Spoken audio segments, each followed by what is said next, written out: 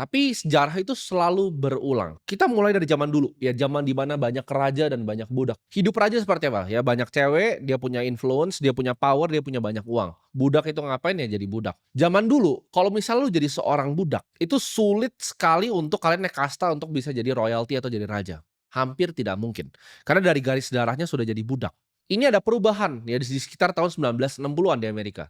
Di mana buruh pabrik kasarannya, dia bekerja keras bisa punya rumah, bisa punya mobil dan punya istri yang sayang sama dia. Itu 1960. Tapi kalau kita balik nih ke zaman raja dan budak, itu hampir nggak mungkin untuk bisa naik seperti itu. Dan zaman sekarang sepertinya sudah mirip balik ke zaman raja dan budak ya. Jadi di dunia ini ada raja dan ada budak-budaknya.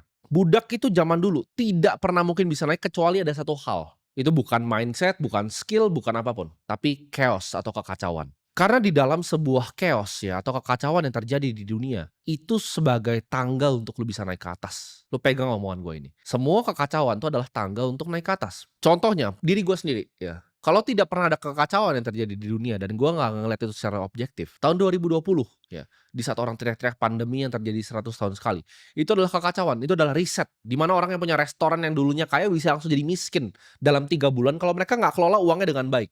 Dan banyak sekali terjadi loh. Restoran, toko retail tuh banyak sekali yang bangkrut dan tutup. Yang tadinya itu perusahaan bapaknya 30 tahun hidupnya udah nyaman, anaknya naik BMW, kuliah, tiba-tiba jadi miskin. Itu banyak sekali 2020.